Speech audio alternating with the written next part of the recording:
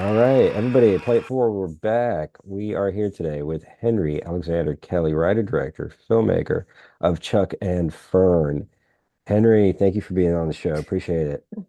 Thank you so much for having me. My goodness. I'm so excited to be here. Um, and thank Eli Vasquez for connecting us. Yes, Eli, you Yes, are a slay. Eli, thank you. Um, He's a sleigh, uh, he is a slay, a 100% a sleigh. slay. Okay, A sl so to Both a help me slayer of out. dragons and a slayer of my heart. So that's Ah, I see. Ah, beautiful. Okay, which I mean pivots very well into the topic. yes, of fantasy comedy films. So Chuck and Vern is a fantasy comedy film that I wrote and directed. I'm originally from the Bay Area. I'm actually right now in Daly City, so I can see all the fog rolling in to the city. Wow, It's cool. magical. Um, I'm originally from the Bay Area, and I'm Awesome. a lover of comedies and fantasies. And Chuck and Fern took all these ideas and my love for comedy, fantasy, and video games specifically, and I made this lovely movie. So Chuck and Fern is about two video game characters that are kind of having an existential crisis inside their game. One wants to kind of like die because she's over being misplayed, and the main hero, Fern, wants to just get on to level two. Like he's done with this level. I'm over it. Um, they realize something beyond their screen that kind of changes their lives, and that's all. That's all I'll leave it at because I don't want to ruin Okay. the magic of the film. Awesome. Well, all right, then you're gonna have to help edit me live, okay? Because it's a great film, very uniquely done, really unique perspective and kind of a fresh take on a subject that is child abuse, Yeah, domestic violence. And um we have a character who is experiencing domestic violence, a small yeah, boy, and yeah, he's running away in some way to fantasy. yeah, He is also coping with that in a fantasy life, and he's witnessing it as well as being the recipient of it. So, and all of this takes place within this fantasy context of this game, and this game is a relatively traditional game in the sense of there's a hero and a villain. And yeah, so the movie, to me, the thing that emerges the most from the movie is this exploration of what is heroism. And you have this sort of hero that is, um, he is. I'd say reluctant is a word. It was on the tip of my tongue and I kind of refrained from saying it because he's only reluctant in the way that he is not autonomous, right? Yes, That seems to because be he's his being controlled by the player, his kid. the player, right? So the hero in the game world is controlled, while the villain is seemingly is more autonomous, to some extent. At least she's, has these opinions and ideas, and she is actually motivates the hero to help, Yeah, ultimately. and Yeah, claim his identity as a hero. But also yeah. like in it was so funny. This lady had watched the movie at a screening in LA, and she goes, "Wow, like this is the first time in a while." I forgot what she worked. I think it was she was doing journalism, and she was like, "This is the first time in a while that I feel like, oh, I understand like my work has impact." So like Fern, she was like realizing that like my work can affect somebody in a way that's positive. You kind of like realign yourself and go, oh, this is why I do what I do because this inspires and connects with somebody else in a way that I didn't realize. I was just doing my job, but it's beyond Absolutely. that. Absolutely. No, how we show up in the world is an example, whether we realize it or not. It's always, somebody's picking up on it. You got a really nice smile, and that all of a sudden, oh yeah, that, it lights me up. So, there's definitely that kind of interconnectivity and the idea of the villain, I think, is unique, pushing the hero to be a hero, and this idea of action, really, really taking action. And when you reflect on the child situation and the mother relationship, there's a history there that we don't necessarily get to see, but we can infer. And this history Yeah, there is a long history of not having taken action because we, have the end scene, which is yeah, kind of like you just spoke about the hero in the context of the game where he's inspired to reclaim his identity, and that's yeah, all what happens. I think this, kind of parallel that you've made in the movie is that we kind of lose our power, right? And we have to yeah, reclaim it, if it's in yeah, instances of abuse and instances of over, being dominated and instances where our will is weakened and suppressed, yeah, you know. So that kind of sets up all those themes are running around, big life themes of, how do we heal from deep suffering and oppression? And where did yeah, that live in you? So whether it's the specific or the general, context, how did you come to this storyline? yeah. Oh my gosh. Well, video games are something that my mother and I played together. Like The Legend of Zelda was the first game I played with my mom. So like as a one for one, like this movie really reflects my life. Not in a way that's as dark as for this child. You dramatize things and add things to elevate a story. But my mother and I would play video games together all the time. There was fighting inside my house. Like I said, not in that way, but I would use games to escape. Like they were my way to escape into worlds that helped me cope and chill and be happy about my situations in my life as a child. And so I started writing this actually as a play in 2019. It was a 10-minute stage play. And then in 2020, when the whole Pandorama happened, the panini bread, as I like to call it, 'cause, um, I was like, oh, I have this two-person, one act. I think I can make this into a movie. Let's like adapt and see. And at that point, I was like writing more for film and TV. And one of my friends like, well, if you're gonna shoot this, like you need the real world. You can't just have like Chuck and Fern. And I was like, yeah, you're right. And so it became this thing of like, I don't want the boy and the mom to like talk fully and have dialogue. I think just what Chuck and Fern would be seeing in through their reality is what we would be seeing. Mm-hmm. And I also think a little boy going through this wouldn't talk so much. It would just be kind of feeling these big emotions and the mom like dealing with these things. And I thought Gisa, who plays the mom, like she's not on screen for a long time, but man, does she envelop you in like this warm hug of like care.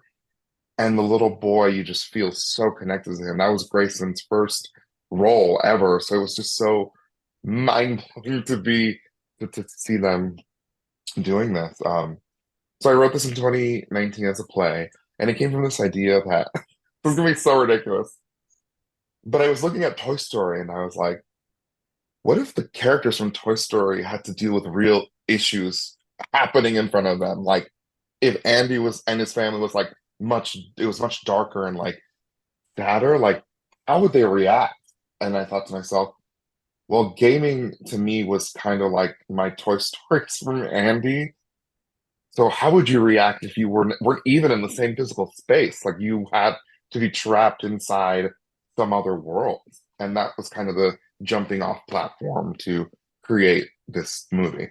Yeah, I get it. And, when we talk about these themes of, this history and this legacy of violence that affects us and that we're trying to overcome and doing it through art, whether it's fantasy, and now in your life, you've become an artist, you're making movies, making films. And when you look at your movie and you're looking at the psychology of what you're presenting, to the audience and to yourself, what are you seeing in terms of the meaning and the message of the film? For me, it's escapism, like true escapism. And in the movie, it's video games for me that help me escape. But I've told anyone like whatever makes your life brighter and happier and can help you cope in like dark times, that is your form of escapism that positively impacts you. Whether it's crocheting, cooking, like anything for you that brings you joy and gets you out of those dark moments. Um, so for me, it's escapism, but also, sorry, I love fun entertainment, like fun, zany comedy. Like I love entertainment should be entertainment. Like I want to go see a movie or a TV show and be like, I'm laughing, I'm having a good time. But oh my God, now I'm crying and now I feel really emotional because I like building stories that are funny, funny, funny, but the medicine is like given to you with a bunch of sugar. So by the time you realize it, you're like, I've laughed so hard and I'm so vulnerable and open to laughter that then the heart and the darker subject sounds can enter your heart in a way that you're like, oh man, I was not expecting that. Like I opened myself so much to comedy that now this part of this part of the story can come in. So for me, it's making this movie's about escapism, but in a really fun, entertaining way that you don't see coming. Yeah, You know, um, escapism often can get this term or this association of being something that is negative, avoidance. But I think you're using it differently. It's not avoidance. You're saying, hey, whatever passion it is that you're pursuing, that's the thing that you're living. So live that, and that can help you make meaning of the rest of your life that is mm, I don't want to say not working, but the rest of your life, that is really pain. Whatever it is that's causing you great suffering, whatever your predicament might be, pursue that passion, pursue that yeah, love, that joy, that purity.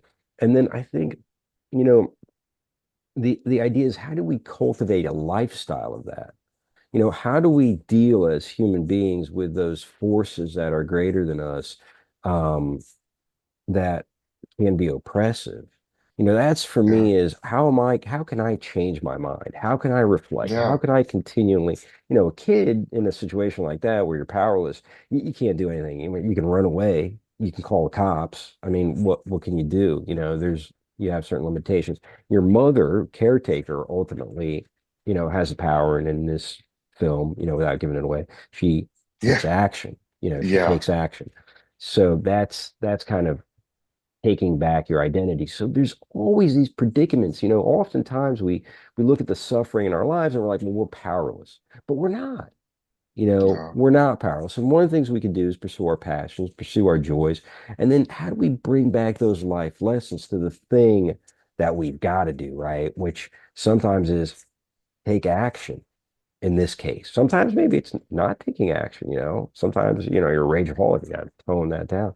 But in yeah. this case, it's taking action and reclaiming something that's being taken away from you. So how do you, in those moments where you're maybe insulted, where you're finding yourself triggered and you're Yeah. intensely emotional, how do you reclaim your power in a way that's harmonious?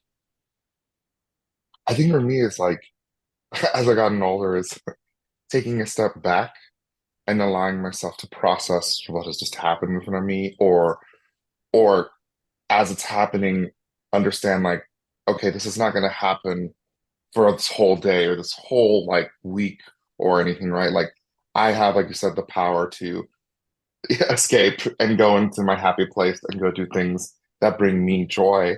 And what's cool is through the things that bring you joy or that inspire you, like to me, gaming is such a high art, and I learned about courage, hope, friendship, navigating, even when you want to, like at the end of a game, it doesn't say the end when you die. It says continue, and you hit yes or no. And I always hit yes. Like I will constantly hit yes.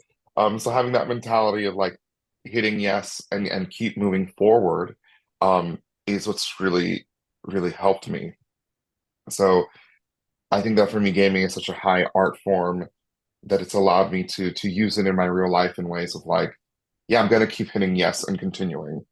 Because the alternative is like no, and the game is over. And I'm like, well, why did I buy this game? Like, why, if I'm not gonna know where the next part of the story is and I'm not gonna know where this adventure goes, you know?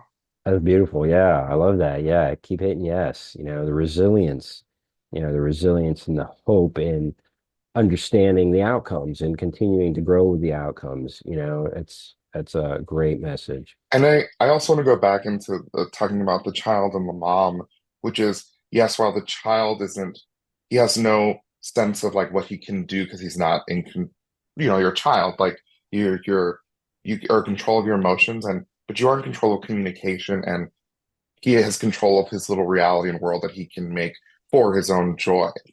So in my mind, like within this film, it's really the mom finally deciding, you know what, yeah, we're gonna go.